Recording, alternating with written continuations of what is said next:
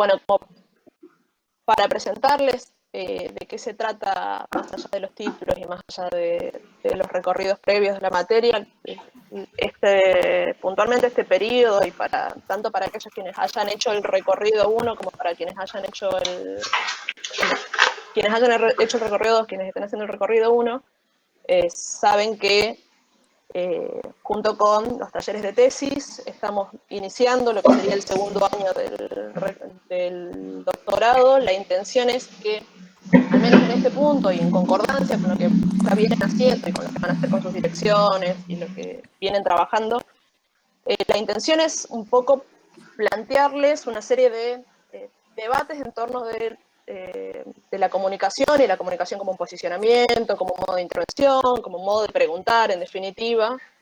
Para eso armamos un programa en el que primeramente van a ver que nos vamos a enfocar mucho más tanto en estos recorridos de la comunicación y la cultura, como en modos de construcción de problemas, pensándolos como escenas analítico-críticas puntualmente, y una segunda parte en la que vamos a ponerle un poco de nuestra impronta en la investigación, creo, y que tiene que ver con al menos, bueno, dos andariveles que pensamos que van a permitir o van a permitirles hacer confluir parte de las investigaciones que ustedes tienen en curso con discusiones que creemos que pueden servirles a justamente darles, densificar o darles otros modos de presentarles otros modos de construir problemas en relación a cómo se miran ciertos conflictos sociales. Puntualmente estoy hablando, van a ver que en el programa ya lo habrán observado, vamos a tener un repartido que podríamos definir a grandes rasgos como preguntas desde la interseccionalidad o por la interseccionalidad, y discusiones que vamos a dar en ese punto respecto del racismo en Argentina, o de los procesos de racismo en Argentina, en América Latina, preguntas por el género, por las sexualidades, y otro camino u otro pasaje de las discusiones que tenemos en mente, y que también abre a toda una serie de discusiones en las que esperamos que ustedes puedan articular parte de las discusiones que ustedes quieren dar con el recorrido que les queremos plantear, y que tiene que ver con el movimiento social como una parte trascendente de las preguntas de la comunicación, pensando el movimiento social tanto como un modo de vínculo, un modo de cambio, de reacción social, pero también pensándolos en términos de la crítica respecto de esos procesos de articulación hegemónica o de órdenes hegemónicos, y de la experiencia, las políticas de la identidad. Así que bueno, la idea es hacer un abanico bien amplio de discusiones, como para que cada uno vaya encontrando en estos debates que queremos plantearles y en estas extensas clases que vamos a tener por delante, puntas como para ir sumando a esa discusión. Respecto de la cursada, bueno, vamos a estar cada 15 días a las 2 de la tarde acá sentados todos, vamos a ir un poco intercalando temas. Van a ver que, más allá de cómo está establecido en el programa, las lecturas se van a ir moviendo de acuerdo a cómo creemos que por ahí se pueden ir dando nuestras presentaciones, de ir presentando también sus intervenciones. Esta primera parte de presentación que decía Checho por escrito nos va a servir también como para replantear o un poco reordenar esos temas o esa baraja que propusimos de antemano. Así que creo que eso puede servirnos como para un pantallazo inicial de lo que imaginamos del seminario. No sé si me queda algo más, Checho, o aclaraciones. Bueno, las lecturas las vamos a ir cargando también semana a semana en el aula, así que ya las de esta semana las cargamos hace unos días, como para que ya esté disponible. Ahora, una vez que bien terminemos la clase de hoy, ya van a estar cargados también los materiales de los próximos 15 días. Creemos que hay hay bastante material para leer, o les presentamos bastantes lecturas y bien diversas. La idea es que un poco sigan las lecturas a medida que vamos avanzando con las clases, así que bueno, creo que también es necesario tener en cuenta esos tiempos de dedicación para la lectura y para la reflexión previa antes de llegar a la clase. Melina, una pregunta. Sí.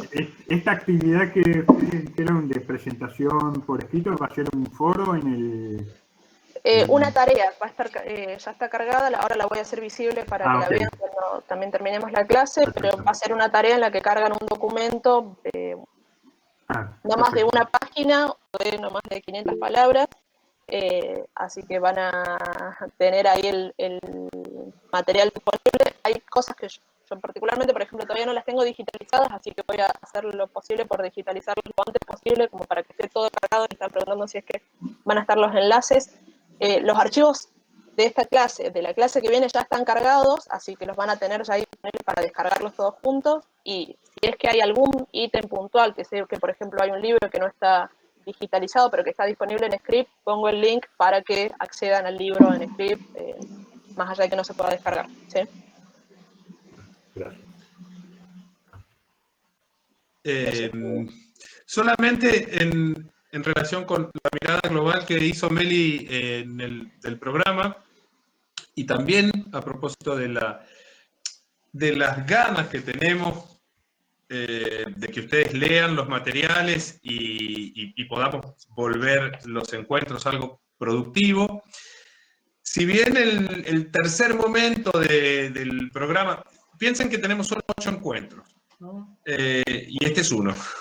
Quiero decir que por eso también además queremos aprovechar cada uno de esos encuentros. De esos 8 encuentros, los últimos 4, ese tercer momento del programa, tiene temas específicos, acotados, pero que de alguna manera activan alguna de las o varias de las facetas de esos dos grandes problemas de los estudios de comunicación y cultura, de los estudios culturales en general, que están como segundo momento, que son la interseccionalidad y la hegemonía, para decirlo rápidamente, ¿no?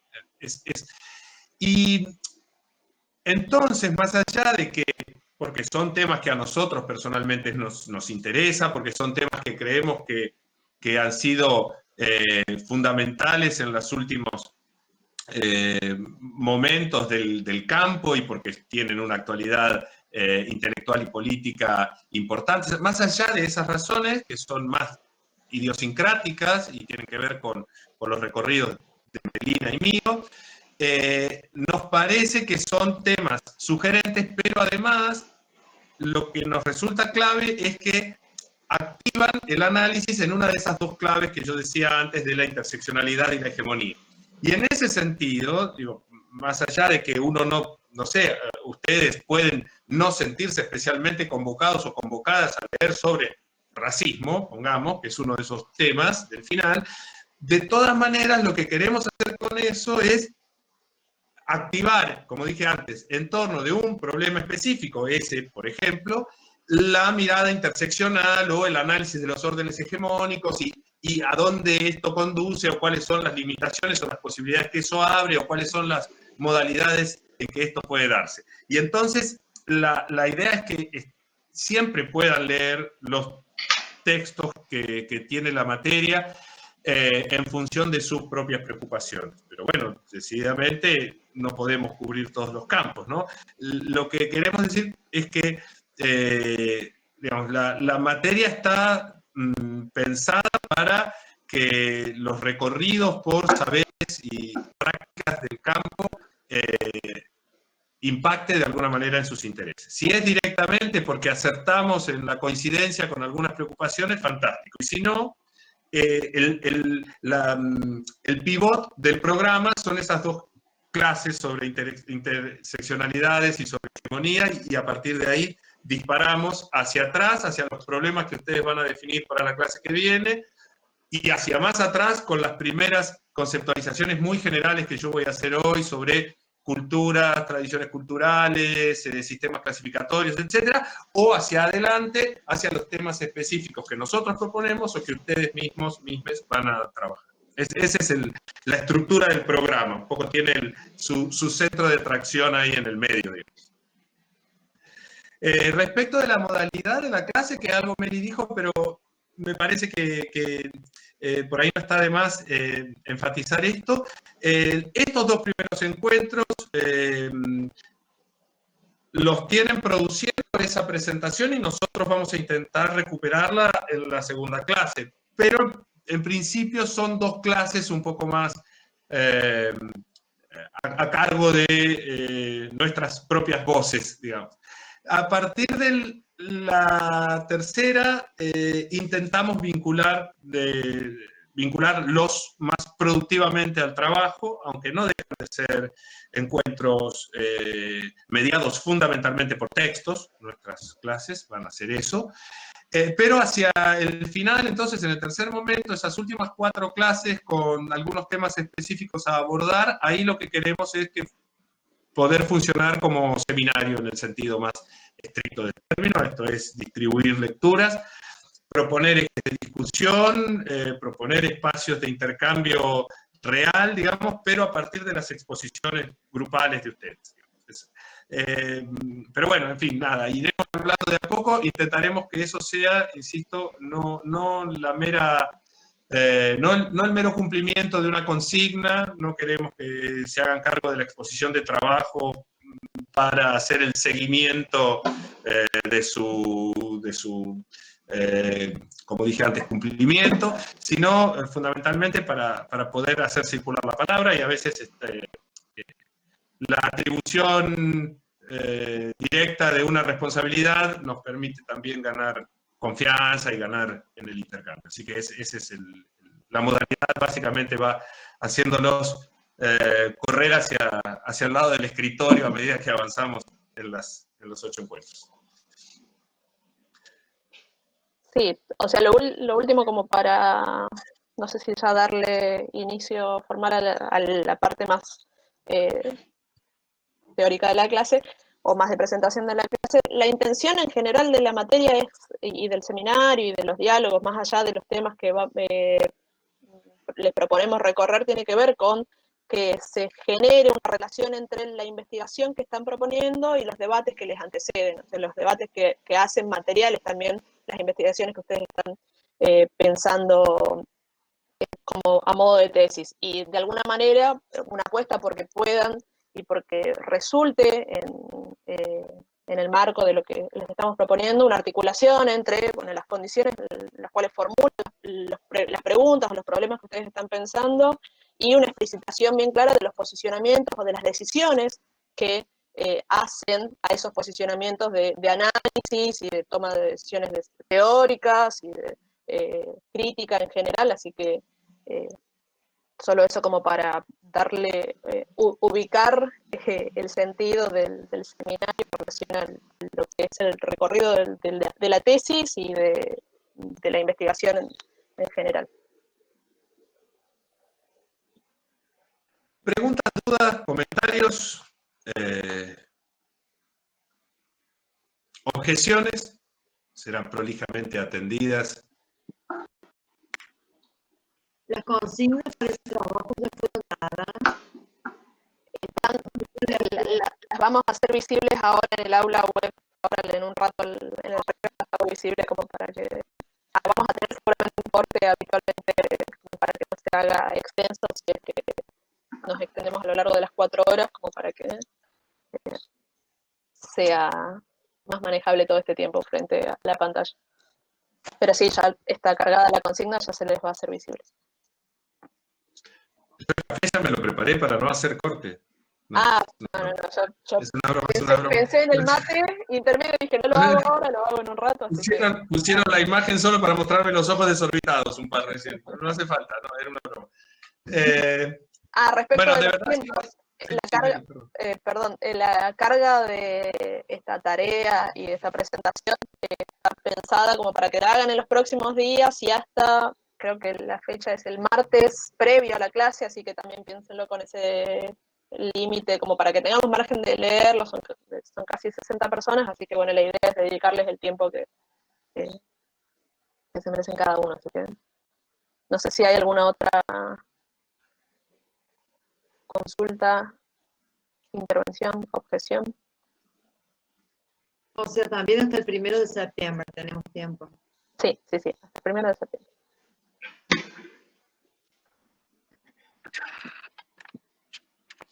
Bueno, entonces avanzamos sobre el programa y nos metemos al terreno más denso que nos propicia esta tarde de sábado. Por suerte, la cuarentena nos pone una condición mucho más favorable para hacer este tipo de prácticas taciturnas, ¿no? Como 4 horas de clase. Porque si no, no sé sus respectivas latitudes, pero acá el sol invitaría a otras tareas. Pero aquí estamos, no podemos ir a otro lado más que a la plataforma, alguna de las que Google o algún otro amigo nos provee. Entonces, vamos a empezar a conversar y la verdad es que la primera de las clases es probablemente la que más podría cohibir, porque está ordenada de acuerdo con grandes temas, respecto de los cuales han leído ya mucho, y entonces probablemente la primera reacción sea un saludable otra vez esto, o en cuanto a los temas, ¿no? Si vieron el programa, los 2 temas que tenemos para revisar a continuación son cultura, comunicación, flujos y corrientes culturales, sí, el primero, y el segundo, procesos de clasificación social. El primero, cultura, comunicación, flujos y corrientes culturales, la discusión en torno, otra vez, del concepto de cultura, es el que particularmente puede generar esa primera reacción, ¿no? Tipo, uy, vengo leyendo hace 20 años, sí está la bibliografía, sí era una pregunta, y qué habrá de nuevo allí.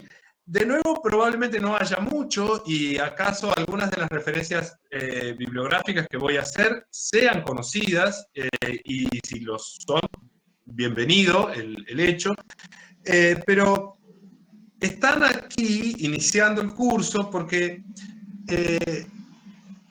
por un par de razones de partida. La primera podría ser, a ver si lo hacemos, déjenme ver si les muestro una cita. Tampoco me va a dejar compartir, ¿será porque no pagamos el Meet? Porque yo estaba seguro que compartir iba a poder, pero... Sí, en el presentar ahora, creo que ahí intenté, pero... ¿Me lo querés compartir y lo intento? Bueno. No... Sí, a mí no me dejan, no sé por qué, pero... A ver. Vamos a un tercer intento, esperen un segundo. Es nada más una frase que tengo puesta por ahí, en un PowerPoint, que hubiera sido utilizado como tal. A ver, déjenme ver.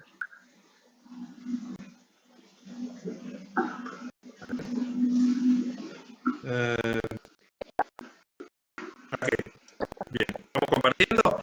Esto era lo que quería mostrar, una cita simplemente, pero es más fácil que leerla y ustedes tengan que prestar atención nada más. Dice Fredrik Barth, un antropólogo contemporáneo, aunque ya muy mayor: la afirmación de que la realidad es culturalmente construida no resuelve verdaderamente la cuestión de cómo y de dónde surgen los patrones culturales. Al contrario, creo que asumir la tesis de la construcción cultural de la realidad aumenta la necesidad de explorar empíricamente el grado de padronización de la esfera de la cultura y la diversidad de fuentes de esos patrones. Esto que estoy utilizando como para iniciar la clase va a ser al mismo tiempo, dentro de un rato, una de las formas de responder a la inquietud que estamos abriendo ahora. O sea, esto que él dice y que parece simple, sin embargo, está discutiendo algunas otras concepciones y enfoques. Pero empecemos por asumir lo que está diciendo, ¿no? Que es que la afirmación de que la realidades culturalmente construidas no resuelve el cómo y el dónde de los patrones culturales, y al contrario, ¿no? Nos insta a preguntarnos eso. Barthes está asumiendo una distinción que es operativa, que es la distinción de niveles en torno del uso del concepto de cultura. La cultura, para referir a una dimensión sociosimbólica propiamente humana, digamos, ¿no? La dimensión en la que los humanos, los seres humanos, dan sentido a su mundo, y las manifestaciones diversas, manifestaciones concretas de esa potencialidad y capacidad humana, ¿no? Entonces, asumidos esos dos niveles, lo que está diciendo Barthes es necesario, asumiendo esa capacidad como una capacidad compartida universalmente, preguntarnos por las formas concretas en que se materializa. Es decir, preguntarnos de qué manera es que terminamos hablando tan livianamente de la cultura nacional, la cultura popular, la cultura del aguante, la cultura villera, la cultura coaquiutul o la cultura númer, ¿no? Porque es ese el punto. O sea, había dos grandes zonas de problemas en torno de esas dimensiones, ¿no? La primera, en torno de la dimensión esa de las capacidades sociosimbólicas humanas, son las que nos pueden llevar por la discusión de si lo cultural o lo cultural, sea lo económico, lo político. Ese es un camino. En el segundo es en el que quiero que coloquemos la discusión hoy, que es acerca de cuáles son los modos de circunscribir eso que llamamos cultura como manifestación particular de un grupo. En torno de esa segunda dimensión, yo creo que era, o sigue siendo pertinente detenernos un momento, porque sigue pasando, me parece, que después de repetir una serie de cosas durante muchos años, el error que presuntamente estábamos solucionando se nos cuela una y otra vez. Lo que hemos repetido durante muchísimos años, todos aquí, aunque hayan estudiado biología, creo, no, pero asumo que el grueso son de ciencias sociales, todos han leído y han repetido, igual que yo, que la cultura no es estática, que es dinámica, que es porosa, etc. Pero finalmente se termina colando, me parece a mí, un modelo contra el cual esas afirmaciones está operando, que es el modelo del archipiélago de culturas. De las culturas como una especie de mosaico. No hace falta un pizarrón, ¿no? El modelo sería el modelo de cualquiera de estas plataformas. Y decía la plataforma, y es como si las culturas se ordenaran como ahora nuestros cuadraditos con nuestras caras, ¿no? Y cada una de esas figuras fuera una cultura. Más o menos encapsulada, pero finalmente ese es el modelo que vuelve cada vez, no digo siempre, pero muy habitualmente cuando calificamos a la cultura, ¿no? La cultura nacional, la cultura villera, la cultura coaquiutul. Es uno de los pueblos clásicos de la antropología. Pero el punta a punta entre la cultura popular y coaquiutul, la cultura villera y los números, la cultura del aguante, es a propósito, porque ese es el modelo que vuelve una y otra vez, aunque nos disculpemos diciendo que se trata de dinámica, de procesos, etc. Esa es la entrada a la pregunta. Hay un texto, hay varios textos de la clase de hoy, básicamente los que, para este primer tema, ¿no? Los que tiran del carro son Lila Abulugod y Fredrik Barth, los que tiran del carro que armé yo, ¿no? Lila Abulugod y Fredrik Barth, en discusión con algunos otros autores. Entonces, voy a empezar reponiendo una discusión breve que Lila Abulugod, la discusión no es breve, pero yo lo voy a hacer breve. La discusión es entre Lila Abulugod y Christoph Brumann, están ambos en el programa y en la clase ahí colgaditos, para después llegar a los de la bibliografía de primera línea, que son un clásico de Abu Lughod en nuestra área, que es como la interpretación de las culturas después de la televisión, probablemente hayan leído, y otro texto de Fredrik Baarle. Pero voy a la discusión que les decía de Lila Abu Lughod y Christoph Blumen. Lila Abu Lughod escribió un texto en el 90 y poco, con el que estoy empezando, que se llamó Writing Against Culture, escribir contra cultura, escribir contra el concepto de cultura. Eso es lo que quiere decir ese título. Que levantó mucha polvareda y de hecho invitó, entre otros, a Christoph Blumen, que es este otro autor que está ahí, a responder directamente ese texto, ¿no? De esos textos que termina siendo bisagra en alguna discusión. ¿Cuál era la discusión que estaba planteando Lila Abu Lughod ahí y qué necesitamos saber para entender la discusión de ella? Ella estaba escribiendo contra el uso de cierto concepto de cultura, pero que ella lo asumía como dominante en las ciencias de la cultura. El concepto contra el que ella estaba escribiendo era algo así como el concepto de la antropología clásica, el concepto que está tanto en el funcionalismo, en la antropología, como en el culturalismo, y que viene de ese momento fundacional en que la antropología planta bandera contra el evolucionismo, digamos. El concepto de cultura, ese que tiene 1000 variantes, pero que es resumido siempre como el concepto antropológico de cultura, ese que básicamente indica la necesidad de estudiar en los propios términos las formas culturales de los grupos con los que estamos trabajando, ese, insisto, es en gran medida una crítica y una oposición al evolucionismo que hasta el siglo XIX campeaba en las ciencias sociales y en las formas extendidas en los circuitos académicos de entender al otro. El otro como un humano, dentro del evolucionismo, ¿no? Como un humano que ocupaba un lugar en una escala común, un lugar previo o todavía no lo suficientemente desarrollado como para estar a la par de las culturas occidentales. Entonces, en el evolucionismo tenemos una mirada que no deja de ser universalista, porque finalmente son todos seres humanos, ¿no? Solo que desarrollados con escalas evolutivas diferenciadas que se podían jerarquizar, ¿no? Barbarie, salvajismo, en fin, formas de la evolución previas al momento de desarrollo civilizatorio.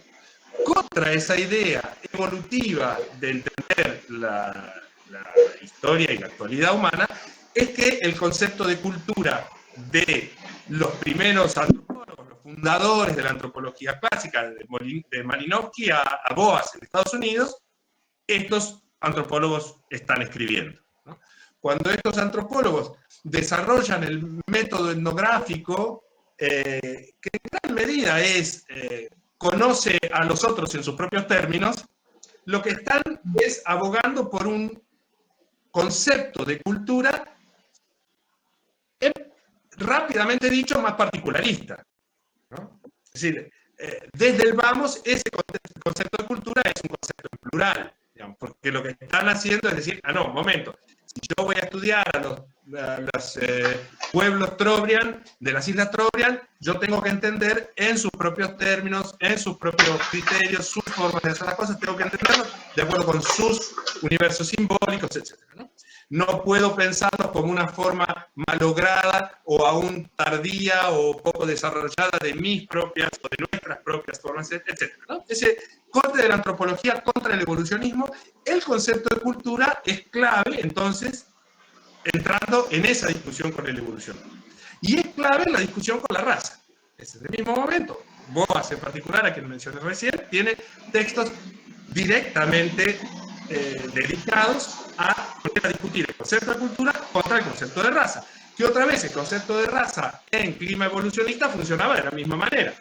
Claro que son todas razas humanas, solo que algunas llegaron al estadio último de la evolución y otras todavía no. Digamos, esa es la concepción. Otra vez, de alguna manera universalista, en el sentido de que asume la unidad de la especie, ¿no? Cultura contra la raza y cultura contra evolución. Esa noción de cultura de Boas, entonces, básicamente lo que plantea es que las formas culturales son un todo más o menos funcional y sistemático, coherente, organizado y más o menos cerrado sobre sí mismo. Es decir, cada cultura, estoy siendo un poco esquemático, me disculpan, pero es la manera de ser rápido, pero cada cultura se explica en sí misma, ¿no? En ese sentido, es que las culturas son, como decía antes, cerradas sobre sí, sistemáticas, coherentes, ordenadas. Y ahí es donde está ya más que el germen, ¿no? El germen, pero algo de desarrollo de este modelo que antes llamaba el archipiélago, el modelo del archipiélago de culturas. Porque lo que tenemos en esa concepción, en ese concepto de cultura, ¿no? Es la asunción de un isomorfismo básico, de una equivalencia básica entre un territorio, una sociedad o grupo social y una cultura. Esa equivalencia que se asume en el concepto de cultura es lo que da lugar a la idea del archipiélago, ¿no? Sí, en un determinado, o sea, uno vale mapearlo, o en todo caso vale espacializarlo mentalmente, ¿no? La idea es que el mundo, una porción del mundo humano podía subdividirse, ¿no? En grupos que ocupaban un territorio, que tenían una serie de instituciones y que entonces pensaban, imaginaban, creaban, se divertían, creían de una determinada manera. Ese es el isomorfismo básico, un territorio, una sociedad, una cultura, y muchos isomorfismos dan por resultado un archipiélago, ¿no? Muchas islas culturales que viven y se desarrollan en su propia clave, en su propia lógica, en sus propios términos. Bueno, contra esa noción de cultura es que está escribiendo Abu Lughod. Y Abu Lughod está escribiendo contra esa... Siempre están bien, aunque habría que detenerse más, hacer estas observaciones de contexto, ¿no? Abu Lughod está escribiendo esto mientras los Estados Unidos continúan con incursiones que en esas épocas, en los 90 y hasta hoy, tomaban la forma de la diferencia cultural incomunicable, ¿no?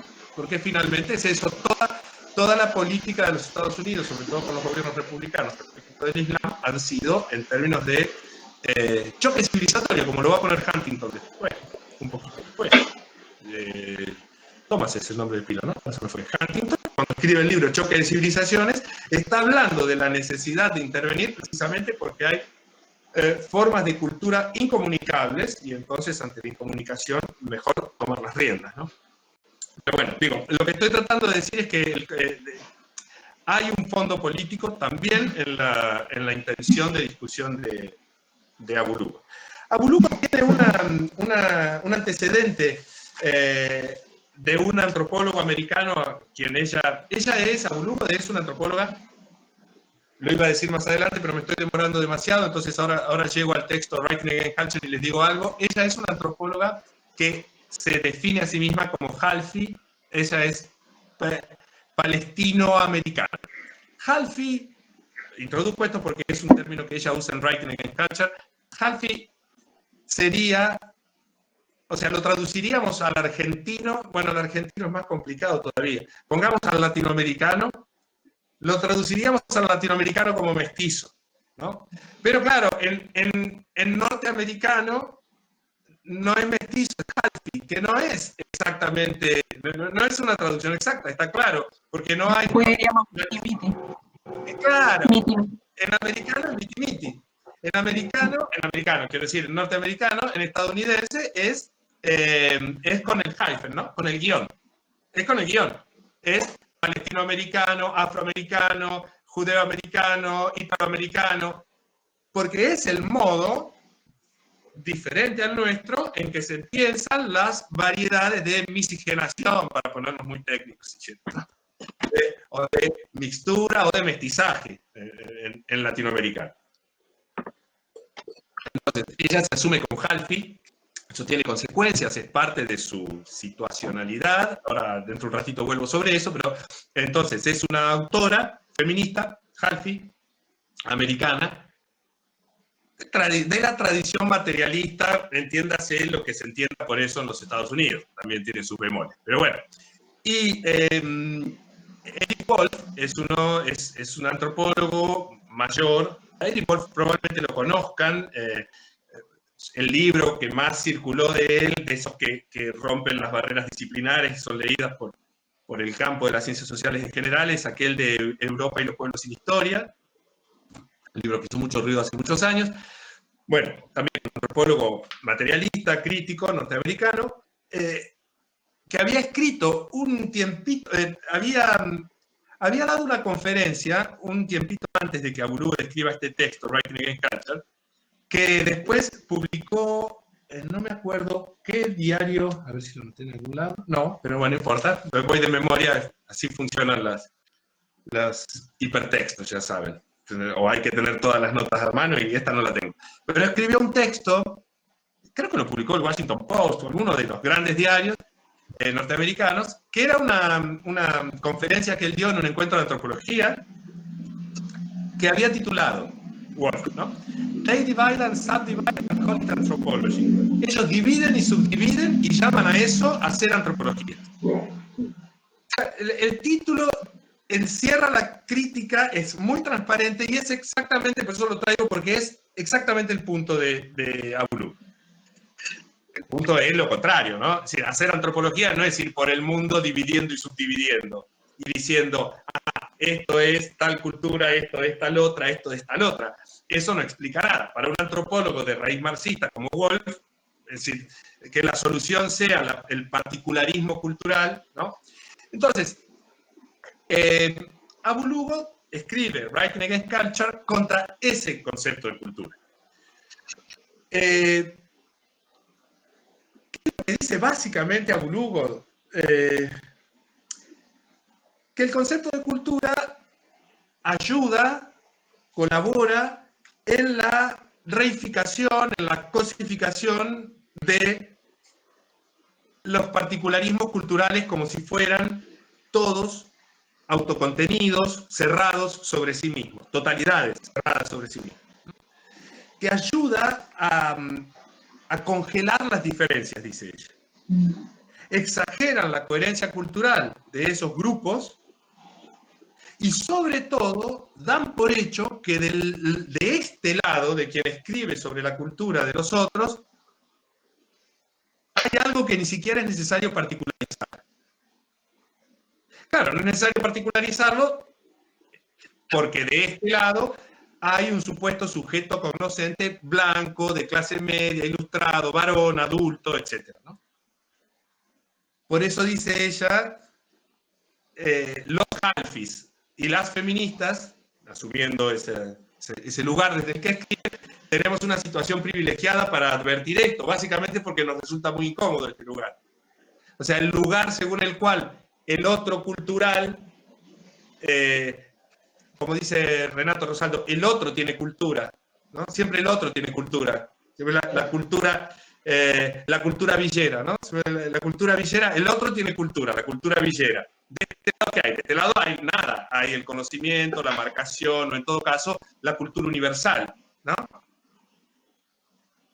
Entonces, dice Abulú, en realidad, a quienes somos Palestina, medio indio, medio negro, mujeres, feministas, etcétera, latinoamericanos, podría decir uno también, ¿no? Siempre uno se pasa la vida leyendo textos en que se asume que de este lado está lo occidental, ¿no? Entonces, los textos que ven la otredad cultural, dicen, la diferencia del pensamiento occidental, y a uno, el texto lo invita a uno a asumirse en ese lugar del occidental, ¿no? Pero llega un momento de la vida en que uno se pregunta hasta dónde uno entra ahí, o si no llegó, sería pertinente que llegase, aunque sea para incomodarnos un poco. Bueno, Abu-Lughod dice, si uno asume su lugar situado, en el caso de los halfis, o las halfis y feministas, esa incomodidad es permanente, y esa incomodidad nos permite ver mejor el juego, este juego de reducción que hace el concepto de cultura. De reducción a totalidades coherentes de todas las otras formas culturales que no serían la blanca, occidental, cristiana en el caso norteamericano, masculina, etc. ¿no?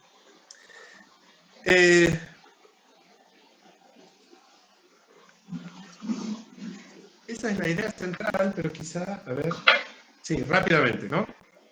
Y con la traducción tarzanesca que puedo hacer directo del inglés, ¿no? Pero dice así el texto, ese está en inglés porque no lo tengo en español, por eso está en inglés ahí. La cultura es la herramienta esencial para hacer al otro, para construir alteridad. Como discurso profesional que trabaja el sentido de la cultura en orden a comprenderla, explicarla y dar cuenta de ella, de la diferencia cultural, perdón, que trabaja la diferencia cultural en orden a explicarla, comprenderla y dar cuenta de ella, la antropología al mismo tiempo ayuda a construirla, ayuda a construir esa diferencia cultural. A producirla, ayuda a construirla, a producirla y a mantenerla. El discurso antropológico le da a la diferencia cultural y a la separación entre grupos de gente que esto implica el aire de autoevidencia. Esa es la idea central. Y contra esa idea es que Abu-Lughod escribe. Y ese es el concepto que ella está buscando abandonar. Y Bruman rescata en la discusión con ella, texto que también está en la bibliografía ampliatoria, Bruman rescata precisamente ese concepto. Y lo hace de una manera seductora, porque hasta acá yo quisiera creer, me gustaría creer que están de acuerdo con Abu-Lughod y conmigo en la exposición de Abu-Lughod. ¿Por qué? Hasta acá suena muy convincente, pero Bruman asume como punto de partida una serie de críticas que a lo largo de la historia se ha hecho, dice él, al concepto de cultura, al concepto funcionalista, al concepto culturalista. Es verdad, dice él, que por momentos ha funcionado como un concepto estático, es verdad que ha funcionado como ahistórico, es verdad que no ha dado cambio al conflicto y al cambio, etc.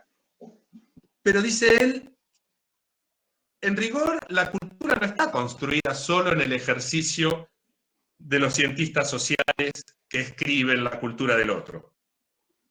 En verdad, dice Bruman, cuando dos grupos se encuentran, o cuando representantes de distintos grupos se encuentran, hay una tendencia, ahí dice, él habla de una operación mental, ¿no? Pero podemos disculpar el mentalismo. Hay una operación, en todo caso, cognitiva, hay una reacción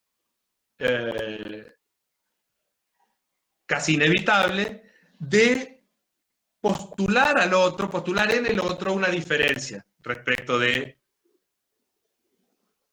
nosotros, ¿no? Y en esa postulación de la diferencia, o sea, la postulación de la diferencia está, la pregunta, dice Bruman, es cómo la comprendemos.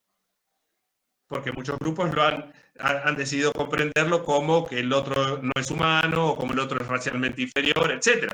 Entonces, dice Bruman, es políticamente mejor que sigamos entendiendo esa operación de establecimiento de la diferencia en clave cultural, ¿no? En clave genética, etc. ¿no?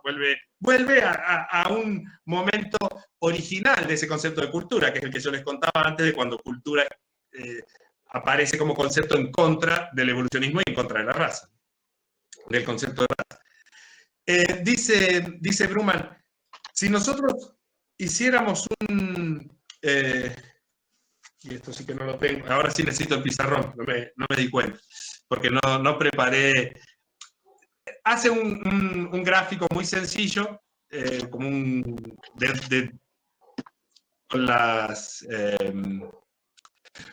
con las dos variables cruzadas, vertical y horizontal. Dice, y si acá distribuyéramos, supongan que acá tenemos en todos los puntos que se cruzan, el 1 y el 1 de la vertical y la horizontal, ¿no? Supongan que estos son todos trazos culturales y nos preguntásemos por un determinado grupo humano cuánto comparte esos trazos, ¿no? Y si tenemos dos grupos humanos, ¿cuánto comparten esos trazos? Dice él, es claro que no vamos a tener un grupo que comparta todos y cada uno de los trazos del 1 al 5 y otro que comparta todos y cada uno de los trazos del 6 al 10. Pero tan improbable como eso, dice Blumen, es que tengamos a dos grupos que comparten azarosamente cualquiera de los trazos que hay disponibles. En realidad, dice Blumen, hay cierto modo de padronización, cierto modo de... nosotros podemos identificar que estos grupos, los Asande y los norteamericanos no sé, de la costa oeste, puestos unos comparados con otros, comparten unos ciertos rasgos y muy pocos entre sí, y los otros comparten otros rasgos y muy poco con los primeros. Y esto es una realidad constatable, dice Blumen. Entonces, ¿qué? Hay que llamarlo de alguna manera y lo llamamos cultura. Y así puesto, el argumento de Blumen también parece incontestable, digamos, ¿no? La cuestión ahí, o sea, él vuelve con eso al modelo del archipiélago, sin ninguna vergüenza, simplemente asumiendo que en todo caso ese grupo de trazos culturales que tienen unos u otros pueden ser dinámicos, pueden variar, pueden dar lugar al conflicto, etc. Pero que no hay ningún problema con reconocer que eso existe. La cuestión clave es las consecuencias epistemológicas y también metodológicas, si me permiten usar malas palabras. No, digo porque siempre son yo tiendo a hablar mucho de metodología. Pero digo, esto tiene consecuencias epistemológicas y en consecuencias metodológicas acerca de cómo interrogar las formas culturales de un grupo al que no pertenecemos. Básicamente, la pregunta es si nos aproximamos a esas formas culturales que queremos estudiar, intentando reconstruir esos patrones culturales compartidos por unos y no compartidos por otros, o si los damos como un punto de partida de nuestra pregunta de investigación.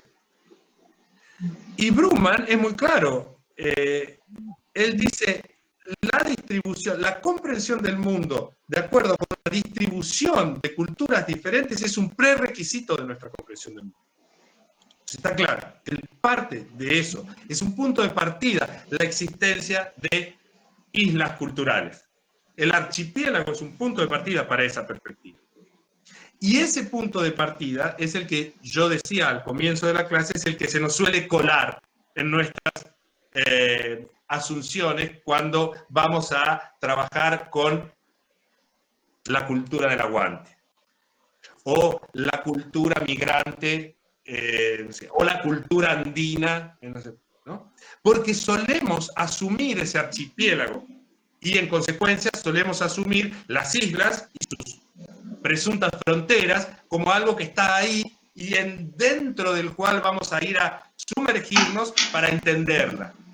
Bueno, ese no es el punto de partida de Blumen. O sea, si quieren, la discusión no es ni siquiera acerca de cómo entender el mundo, sino saben bien qué están diciendo ambos. Están diciendo lo mismo, solo que uno dice, esto no sirve, hay que entrar de otra manera, y el otro dice, sí, esto sirve, es así.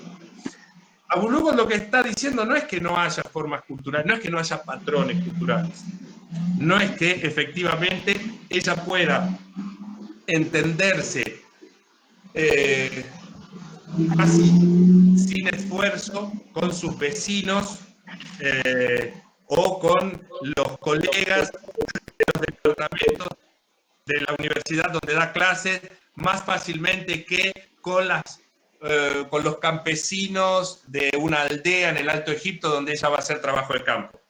Está claro que le va a salir más fácil comunicarse, al menos para pelearse, con los colegas del departamento de la universidad y que va a tener que aprender a hablar, aprender a pautas morales, aprender a comunicarse de otra manera para ir y hablar con aquellos campesinos con los que hizo trabajo de campo. No está negando eso.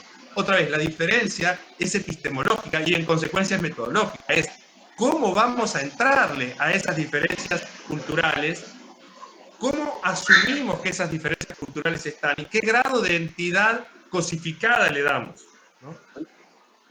Abu Lughod va a ir por un camino que ahora voy a terminar de recorrer con Bart, que va a llevar hacia otro lado, que va a llevar al abandono del archipiélago. Pero antes de eso me pareció que aparecía una...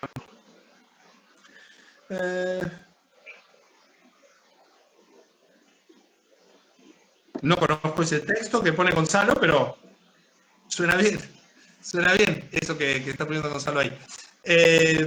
Digo, todos pueden entrar ahí al chat y leerlo, así no repito, pero pueden mirarlo mientras.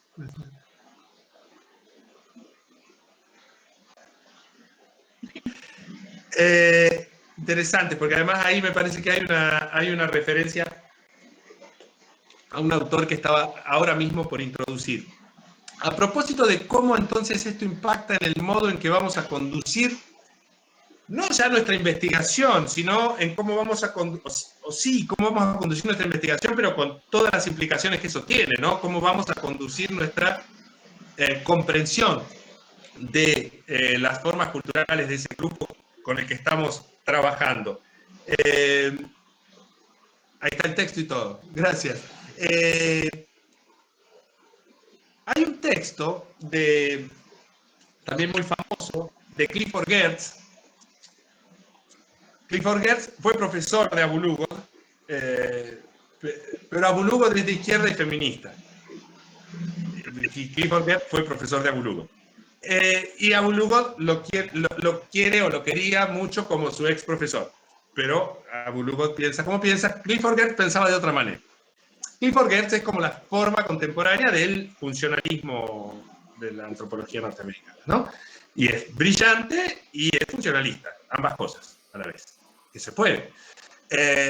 Ahora, hay un texto de Geertz que se llama Juego Profundo, Notas sobre la riña de gallos en Bali. Tal vez lo recuerden, lo deben haber leído. Es uno de los capítulos más leídos de la interpretación de las culturas, ¿no? Estaba la descripción densa, estaba el de la riña de gallo, que es este. Había 2 o 3 más que circulaban mucho, ¿no? Por lo menos hace muchos años. Quiero pedirles atención, pero quizá una atención un poco menos intensa que la que les exigí hasta ahora. Voy a leer algunos párrafos del comienzo del texto de Geertz y después la introducción del texto de Abu Lughod, que es una respuesta directa a ese texto de Geertz. El texto de Abu Lughod, el que se llama La interpretación de las culturas después de la televisión, que probablemente hayan leído porque ha circulado más en las carreras de comunicación, es parte de un libro originalmente que es una suerte de homenaje crítico a Geertz, que escriben varias autoras críticas como Jerry Orner, todas feministas, materialistas, más o menos activistas, Abu Lughod y otras, ¿no? Y bueno, creo que hay algún otro también, pero bueno, los textos que yo más conozco de ese libro son de estas autoras. Y entonces, como les digo, la interpretación de las culturas después de la televisión, si uno lo lee sin conocer el texto de Geertz, es una introducción de un texto bonito, bien escrita, la introducción. Ahora, si tiene el texto de Geertz antes, se da cuenta que hay un contrapunto muy sutil, pero muy intenso, con qué hacemos con esa otredad cultural. Y cómo es que puede ser que la estudiemos. Entonces, atención así como me van a leer un cuentito, porque además escriben los dos con tono literario, ¿no? Inicia el texto Clifford Geertz, Juego Profundo, Notas sobre la riña de gallos en Bali.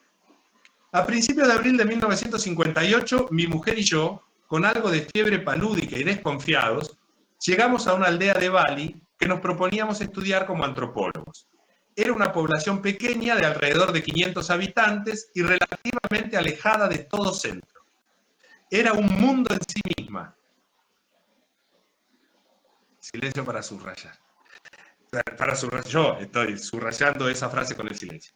Nosotros éramos intrusos profesionales, y los aldeanos nos trataron como, según parece, los balineses siempre tratan a la gente que no pertenece a su vida, pero que así todo se les impone. Nos trataron como si no estuviéramos allí. Para ellos, y hasta cierto punto para nosotros mismos, éramos seres humanos invisibles, no personas, espectros. Nos alojamos en la morada de una familia numerosa y extendida. Esto ya había sido arreglado por el gobierno provincial, perteneciente a una de las 4 facciones principales de la vida en la aldea.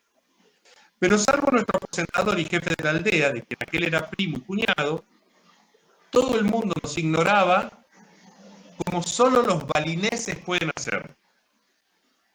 Cuando andábamos por el pueblo inseguros y deseosos de agradar, la gente parecía mirar a través de nosotros unos varios metros más allá, con los ojos clavados en alguna piedra o algún árbol.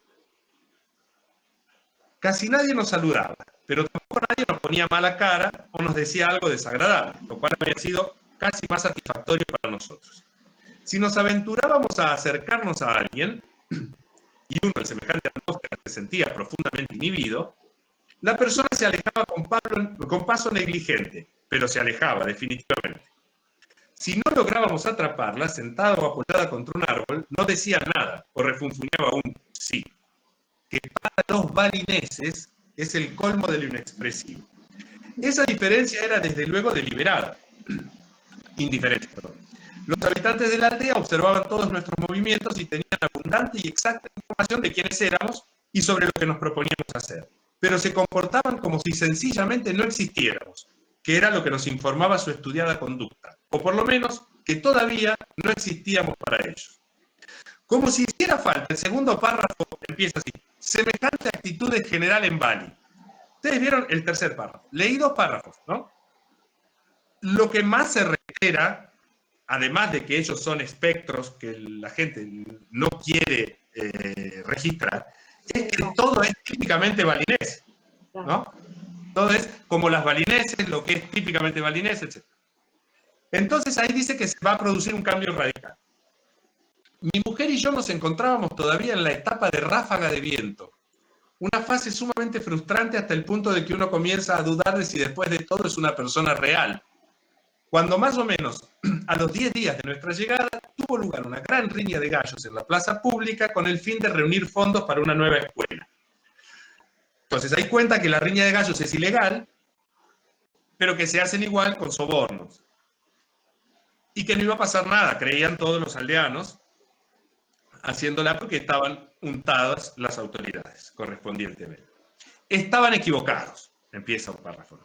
En medio de la tercera riña, con centenares de personas, incluso las ingenuas e inocentes personas de mí mismo y de mi mujer, fundidas en un solo cuerpo alrededor del reñidero, apareció un superorganismo, en el sentido literal del término, un camión atestado de policías armados con metralletas, en medio de desaforados gritos de ¡Pulisi, pulisi! Yo no sé si tienen nota al pie. Película norteamericana, clase B, el camioncito atestado de policías viene moviéndose así y levantando polvo, ¿no? Yo para ayudarlos en la imaginación, porque yo lo tengo tantas veces leída que ya lo veo al camioncito. Pulisi, pulisi, lanzados por la muchedumbre, los policías saltaron al centro del reñidero y comenzaron a blandir sus armas como gángster de una película. Ni hacía falta. Aunque no llegaron hasta el punto de disparar. El camión fue puesto a un lado mientras los policías se diseminaban en todas las direcciones. Bueno, la gente corría, había polvo y pánico por todas partes, etc. ¿no? De conformidad con el bien establecido principio antropológico, donde fueres, haz lo que vieres, mi mujer y yo decidimos, solo ligeramente después de los demás, dice, que lo que había que hacer era escapar. Entonces corren, siguen a un par, porque no saben a dónde ir, saltan una empalizada, y cuando saltan una empalizada, se encuentran con que están en una casa, detrás de uno de los que venían siguiendo, en el patio de una casa, la mujer que venían siguiendo ya puso la mesa y ya tiene las 3 tazas de té. Y cuando entra la policía ya están los 3 sentados tomando un té. Y cuando la policía le pregunta qué hacen, el que siguieron les contesta exactamente con lujos y detalles qué es lo que ellos estaban haciendo en la aldea.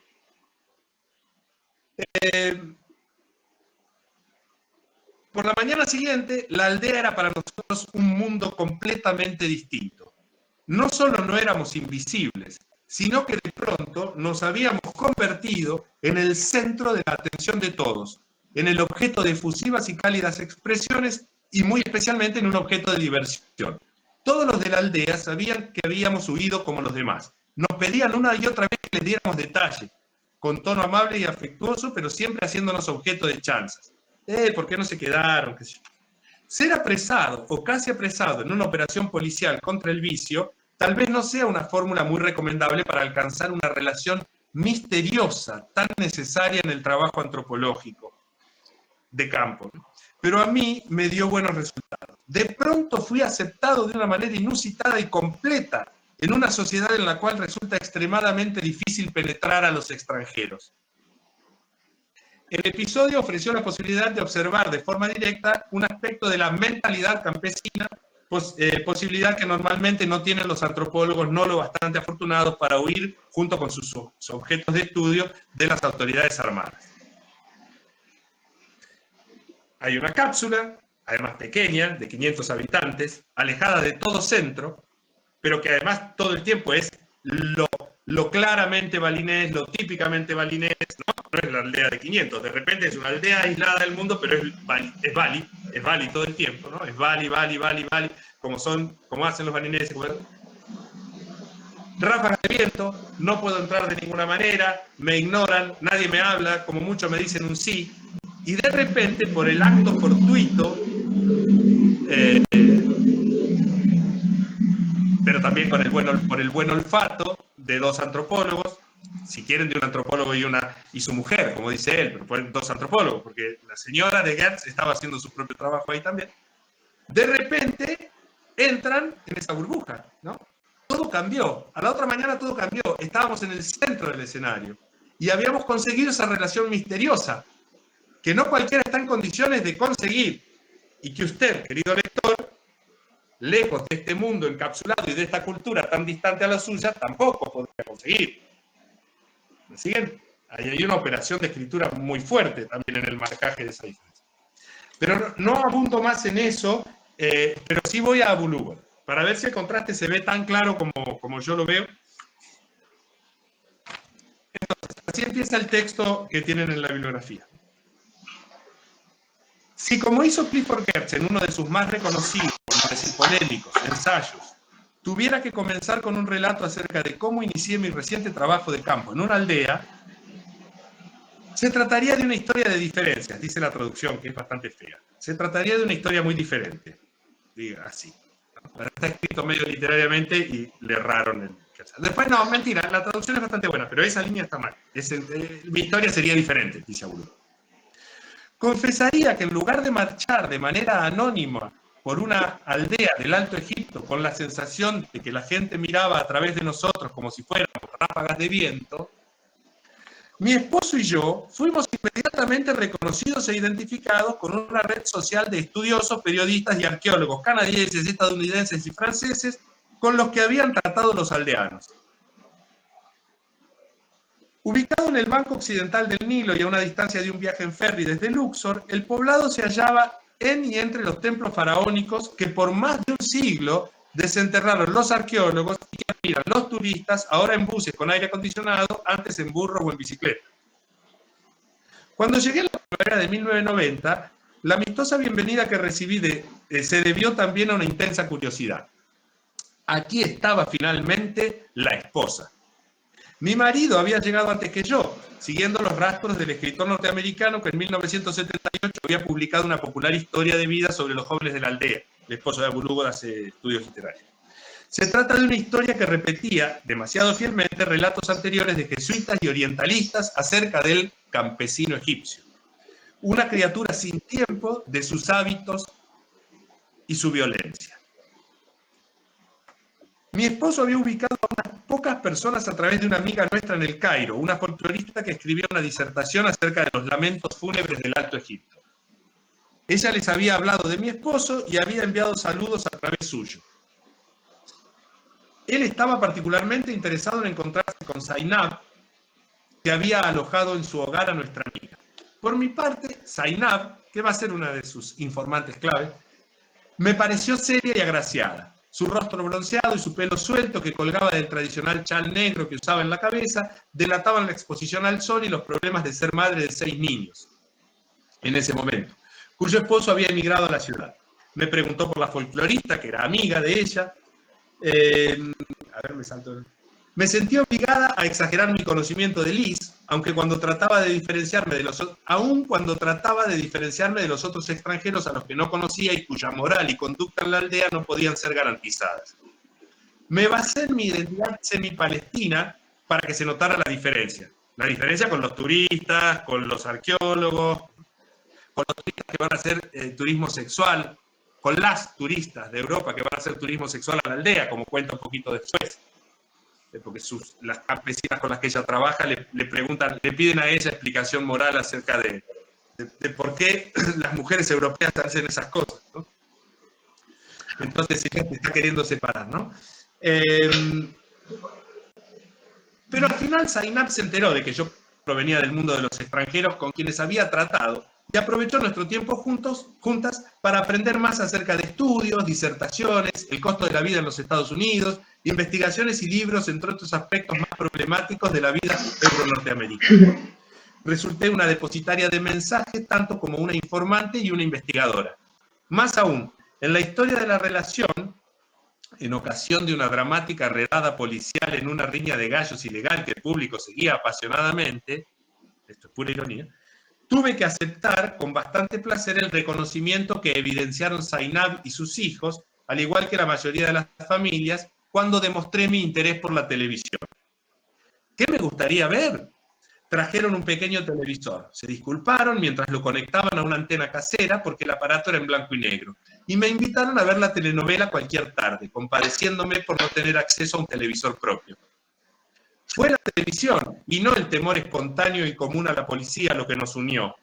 Este vínculo comenzó a separarme de los demás extranjeros, que era lo que ella quería, personas que generalmente, como sabían los aldeanos, no seguían los melodramas egipcios que a ellos los apasionaban. Fíjense, ¿no? Volvemos rápidamente. Hasta en la descripción del lugar, la aldea queda a tantos kilómetros de Luxor, a tanto tiempo cruzando en ferry, ¿no? No es una aldea de 500 habitantes lejana de todo centro que no sabemos en dónde queda, en qué lugar perdido del mundo. Esta está localizada claramente, llego en ferry, y llego en ferry antecedida, dice Abu Lughod, por 200 años de gentes que han circulado, gentes occidentales que han circulado por esas aldeas, buscando ruinas, buscando turismo de todo tipo, incluido el sexual, antropólogos y antropólogas antes que yo, o sea, incluso mi esposo estuvo antes que yo. Entonces cuando yo llegué era un montón de cosas, incluso la esposa. Era la esposa de mi esposo y además era un montón de cosas que los aldeanos ya, comillas, sabían. ¿Qué quiere decir sabían? ¿Que le atribuían la posición exacta social de Abu Lughod? No, que le atribuían alguna, como pasa en la vida misma. Como ahora ustedes imaginan sobre mí o yo sobre ustedes, mientras en cualquier interacción uno repone los datos que no tiene. Pero lo que ella está diciendo es que acá hay una escena de comunicación en la que, lejos de ser ráfagas de viento, a través de la cual los otros no se muestran a sí mismos, por el contrario, la relación es una relación terriblemente cargada de informaciones, de representaciones acerca de quién es el otro, etc. ¿no? Y entonces, después sigue la relación con Zainab, ¿no? Y Zainab quiere saber de la vida en Estados Unidos, del costo de vida, de cómo están las cosas. Después cuenta que le regaló un chal muy apropiado para antropólogas norteamericanas. Zainab la ve necesariamente en un lugar poblado de rasgos históricos, culturales y políticos a Abu Lughod, de la misma manera que Abu Lughod a Zainab, solo que con intenciones diferentes, está claro. Ahora, la entrada, como ven, y por último, el gran elemento de cómo es que finalmente te pones a conversar con la gente, en el sentido literal, pero también metafórico del término. ¿Qué es lo que haces cuando te pones a conversar con esas otras personas que tienen otra cultura? ¿Lograste introducirte por arte del azar en ese mundo extraño y de ráfaga de viento pasaste a ser el centro de la escena por una actitud misteriosa que la suerte te deparó? ¿O te pusiste a mirar la televisión? ¿Entienden? El gesto intelectual es muy potente. Abulugo lo que dice es, no fue por salir corriendo, escapando de un atestado carro policial entre la polvareda. Nos pusimos a mirar televisión, ¿no? El texto lo dice, este tono tendría, ¿no? Frente a Clifford Geertz, le diría, yo me senté a mirar televisión, Clifford. No tuve que vivir una película clase B en la que yo pasaba de ser ráfaga de viento a que me reconocieran casi como uno de los propios.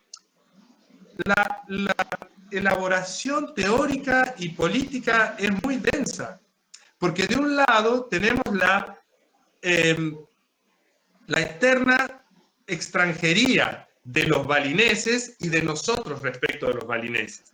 La imposibilidad, a no ser por un golpe de suerte, como el de Geertz y su esposa, de entrar en su mundo, ¿no? Que, claro, se nos promete tan difícil como valorable, ¿no? Valorable entonces lo que Geertz ha logrado hacer, que es contarnos este mundo que es decididamente una cápsula, una isla, a la que nos será muy difícil llegar. En cambio, el corte de Abulugo es otro, distinto, sin suprimir la diferencia. Lo que ella está diciendo es, esa diferencia cultural se construye también con estos encuentros, y la posibilidad de dar cuenta de esa diferencia es también asumir nuestras posiciones.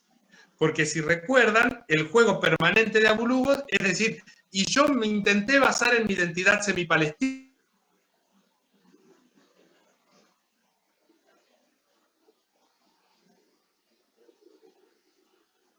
de diferencias, en el que no está para nada claro, de aquí para allá empieza el mundo de la aldea campesina de Egipto, cultura rara y ajena, y de este lado la cultura blanca occidental, en parte porque, como dije antes, Abulugo asume ese lugar difícil de su propio yo antropológico. Pero que es un lugar difícil para el 70% de los antropólogos del mundo, finalmente, fuera de Clifford Geertz, que va con su esposa, siendo blanco, profesor universitario norteamericano, etc. Nadie tiene, bueno, Geertz tampoco, ciertamente, ¿no? Un yo no marcado. Pero quiero decir, además, el 70% lo tenemos marcado desde algún otro lugar, porque no somos WASP, norteamericanos o europeos, blancos, etc., haciendo nuestro trabajo de conocimiento del otro, ¿no? El concepto, casi voy a cerrar, pobre Fredrik Barth, porque me he demorado un poco y hay una serie de conceptos entonces clave que están en el texto de la interpretación de las culturas, este que acabamos de introducir, de Abulugo, y en el texto de la antropología de las sociedades complejas de Barth, que son muy cercanos y que espero van a ser bastante comprensibles después de toda esta introducción, incluida la introducción del texto de Abulugo y el de Geertz. ¿Qué hacer? ¿Cómo interpretar culturas en un mundo post-televisión? Post-televisión es post-grandes movimientos migratorios, post-tecnologías de la comunicación, post-telemática, etcétera, etcétera, en Abulugo, ¿no? La televisión es ahí un objeto del relato y es al mismo tiempo una metáfora. Bueno, hacer etnografía multisituada, dice ella, en términos metodológicos, siguiendo a George Marcus, es seguir la cosa, ¿no? Seguir la cosa. No es la antropología del grupo ese en cuestión, sino que es, a mí me interesa una cosa como problema y lo voy a seguir circulando por distintos espacios sociales. La cosa que a ella le interesa en este artículo es una telenovela, ¿no? Una de esas que se puso a mirar con Zainab. Entonces, seguir la cosa. Seguir la cosa para dar cuenta de que, y ella dice en un apartado que se llama de las culturas al cosmopolitismo, existen culturas, existe la diferencia cultural y existen los patrones culturales. Ahora, lo que nos interesa es no perder de vista las interpenetraciones y los entrecruzamientos. Esa aldea con la que ella trabaja y esas mujeres con las que mira telenovelas son aldeas que están atravesadas de colonialismo, de empresas económicas que se extienden a través de sus territorios, de las migraciones, de los viajes, del Estado-nación egipcio que llega con programas de modernización y también de tecnologías de la comunicación, ¿no? Entonces, de lo que se trata, más que de dar cuenta de las culturas como islas de ese archipiélago, es dar cuenta de variedades de cosmopolitismos, dice ella. También siendo un poco provocativa por el uso tradicional que la idea de cosmopolitismo tiene, ¿no? Que también en ese momento era usada, la categoría, digo, y también con esa misma vocación provocativa por Stuart Hall, cuando hablaba de cosmopolitismos desde abajo, o cosmopolitanismo, no me acuerdo cómo se tradujo, pero cosmopolitismos desde abajo, ¿no? Y ella dice variedades de cosmopolitismos, ¿no? Como cosmopolitismos en áreas rurales del mundo postcolonial, como esta aldea donde estas mujeres se conectan con el mundo de diferentes maneras. Una, ahí van a ver el texto, ¿no? Una migró al Cairo, otra estudió, la que migró al Cairo tiene plata y tiene vestidos como para usar en una película de Hollywood, pero no tiene educación formal. Otra tiene educación, otra mira las telenovelas y se pregunta por las pautas morales y de la sexualidad de las europeas que van ahí a buscar muchachos jóvenes. Y entonces esas formas de cosmopolitismo contrastantes o de variedades del cosmopolitismo, de lo que hablan es de esos entrecruzamientos que decíamos antes, ¿no? De los entrecruzamientos culturales que construyen diferencia, que coagulan, si quieren, que cristalizan en diferencia, que de ninguna manera están dados de antemano ahí como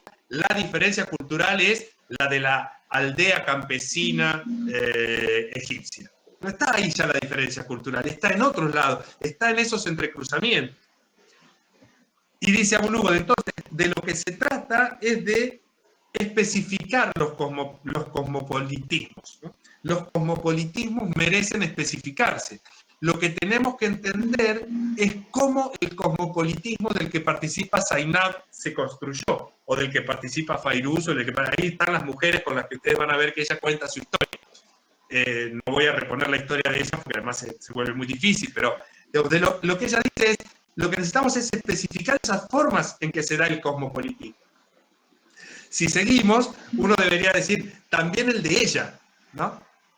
Porque cuando uno lee el texto está el cosmopolitismo de Zainab, el cosmopolitismo de Fairuz, el cosmopolitismo de Al-Asal, que es la autora de la telenovela, y también el de ella, que desde el comienzo está diciendo, y yo bueno, ahí llegué después mi esposo, me quería basar en mi identidad semi-palestina y tal y cual, ¿no? Ella, con esa posición incómoda, como dice en el otro texto, o que le vuelve incómodo a ella asumir ese lugar del yo antropológico, blanco, varón, etc. Y en el texto de Barthes, hablando como de ideas fuertes que conducen al mismo lugar,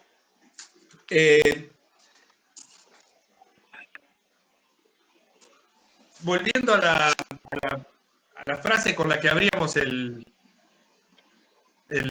la clase, déjame ver, a ver si la tengo ahí.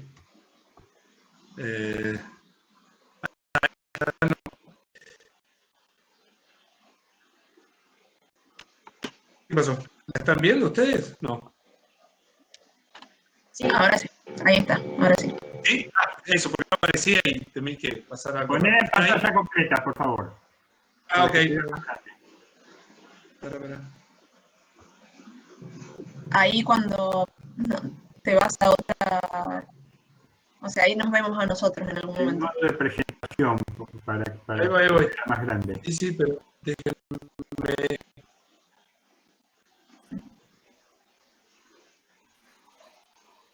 Se supone que... ¿Ahí?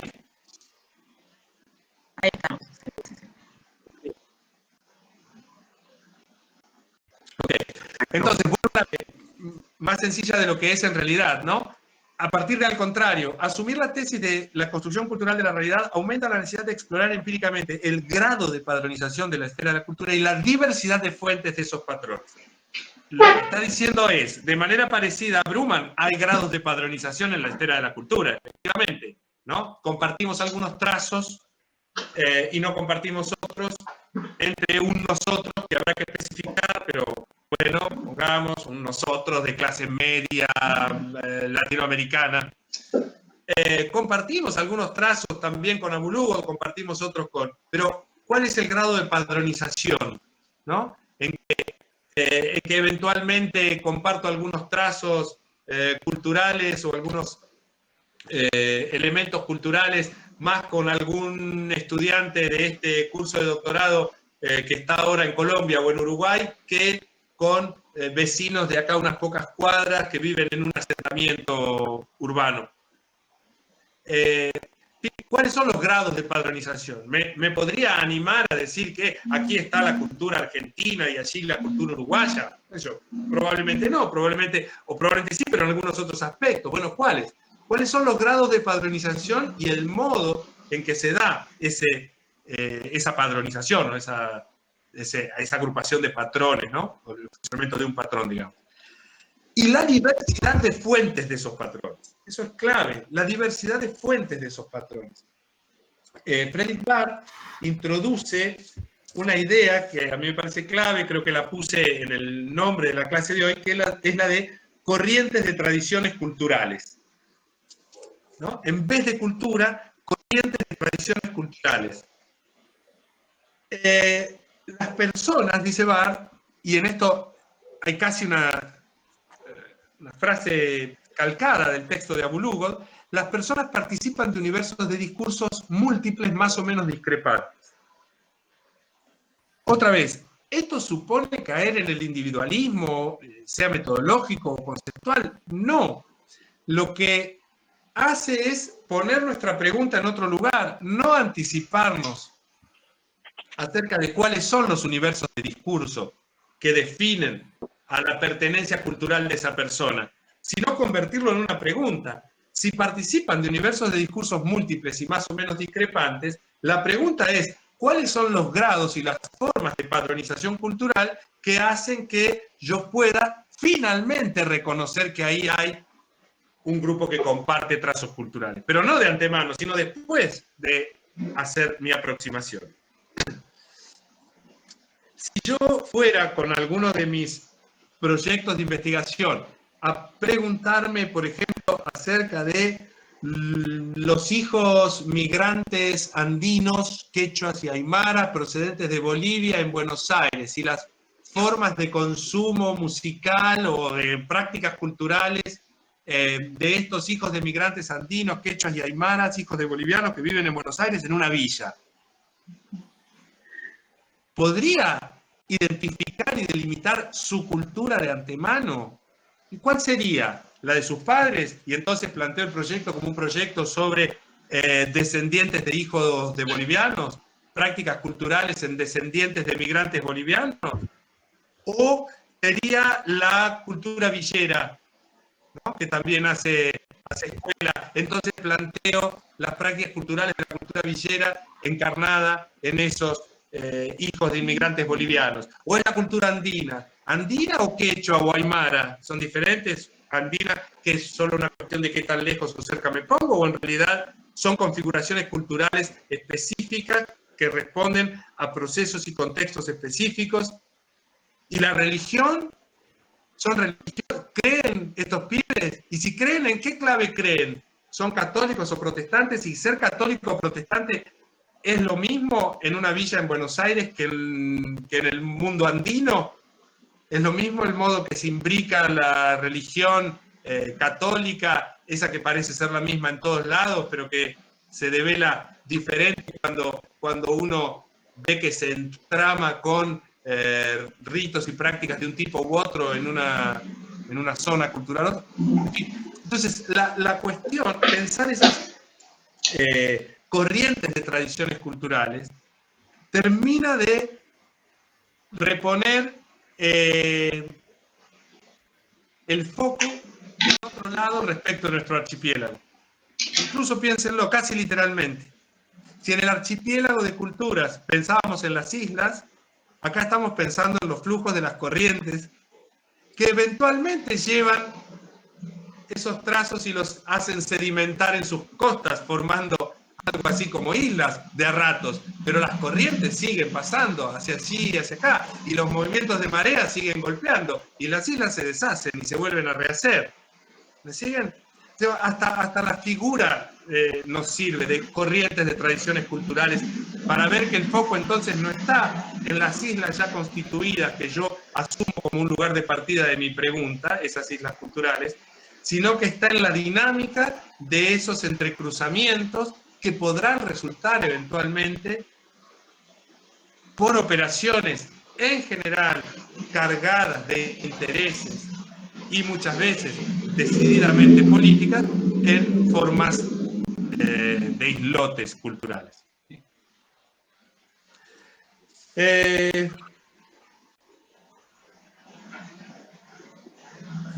Bueno, creo que por ahí termina mi primer momento de exposición. Yo amagué con 2, este es el primero. Pero acá es cuando si yo digo recreo, todos respiran, pero antes de respirar e ir al recreo, ¿quieren comentar algo? Sería fabuloso para mí, porque